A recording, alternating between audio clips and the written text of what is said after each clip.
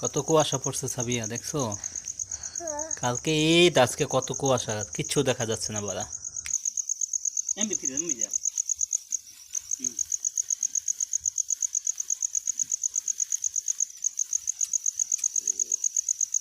বাবা ভয় করে।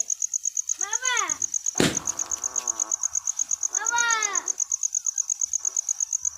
ঘুরাই ঘুরাই।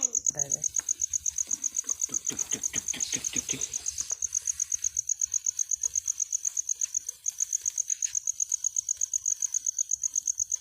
কালকে কি ঈদের দিন না?